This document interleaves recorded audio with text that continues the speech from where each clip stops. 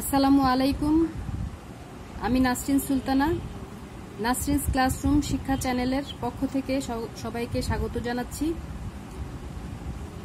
পবিত্র কুরআন পাঠের বাংলা তর্জমা অনুষ্ঠানে আপনাদের সবাইকে স্বাগতম।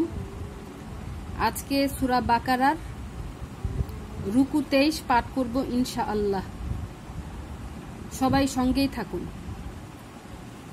আউযু বিল্লাহি মিনাশ শাইতানির রাজিম। বিসমিল্লাহির রহমানির রহিম।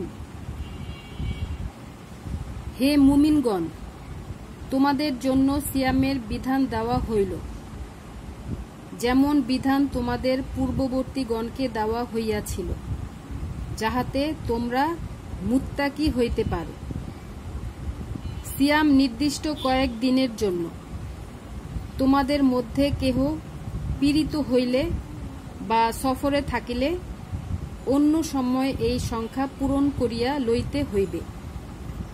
ইহা যাহাদেরকে সাতিশয় কষ্ট দেয় তাহাদের কর্তব্য ইহার পরিবর্তে ফিদআ, একজন অভাবগ্রস্তকে খাদ্য দান করা।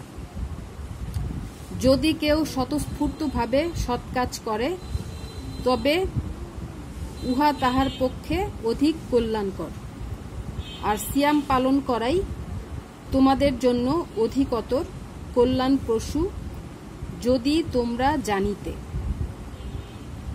রমজান মাস ইহাতে মানুষের দিশারি এবং সৎ পথের স্পষ্ট নিদর্শন ও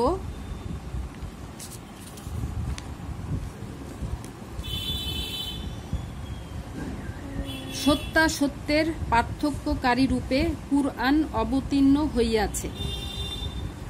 সুতরাং তোমাদের মধ্যে যাহারা এই মাস পাইবে তাহারা যেন এই মাসে সিয়াম পালন করে, এবং কেহ পীড়িত থাকিলে কিংবা সফরে থাকিলে অন্য সময় এই সংখ্যা পূরণ করিবে। আল্লাহ তোমাদের জন্য যাহা সহজ তাহা চাহেন, এবং যাহা তোমাদের জন্য কষ্টকর তাহা চাহেন না, এই জন্য যে তোমরা সংখ্যা পূর্ণ করিবে এবং তোমাদেরকে সৎপথে পরিচালিত করিবার কারণে তোমরা আল্লাহর মহিমা ঘোষণা করিবে, এবং যাহাতে তোমরা কৃতজ্ঞতা প্রকাশ করিতে পারো। আমার বান্দগণ যখন আমার সম্বন্ধে তোমাকে প্রশ্ন করে, আমি তো নিকটেই। প্রার্থনাকারী যখন আমার নিকট প্রার্থনা করে, আমি তাহার প্রার্থনায় সাড়া দেই। সুতরাং তাহারাও আমার ডাকে সাড়া দিক এবং আমার প্রতি ঈমান আনুক, যাহাতে তাহারা ঠিক পথে চলিতে পারে। সিয়ামের রাত্রে তোমাদের জন্য স্ত্রী সম্ভোগ বৈধ করা হইয়াছে, তাহারা তোমাদের পরিচ্ছদ এবং তোমরা তাহাদের পরিচ্ছদ। আল্লাহ জানেন যে তোমরা নিজেদের প্রতি অবিচার করিতেছিলে, অতঃপর তিনি তোমাদের প্রতি ক্ষমাশীল হইয়াছেন এবং তোমাদের অপরাধ ক্ষমা করিয়াছেন। সুতরাং এখন তোমরা তাহাদের সঙ্গে সঙ্গত হও এবং আল্লাহ যাহা তোমাদের জন্য নির্ধারণ করিয়াছেন তাহা কামনা করো। আর তোমরা পানাহার করো যতক্ষণ রাত্রির কৃষ্ণ রেখা হইতে উষার শুভ রেখা স্পষ্ট রূপে তোমাদের নিকট প্রতিভাত না হয়। অতঃপর নিশাগম পর্যন্ত সিয়াম পূর্ণ করো। তোমরা মসজিদে ইতিকাফরত অবস্থায় তাহাদের সঙ্গে সঙ্গত হইও না, এইগুলি আল্লাহর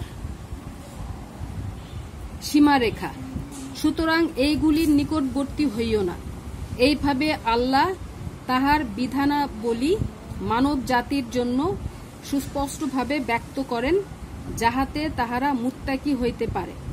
তোমরা নিজেদের মধ্যে একে অন্যের অর্থ সম্পদ অন্যায়ভাবে গ্রাস করিও না, এবং মানুষের ধন সম্পত্তির কিয়দংশ জানিয়া শুনিয়া অন্যায়ভাবে গ্রাস করিবার উদ্দেশ্যে উহা বিচারকগণের নিকট পেশ করিও না।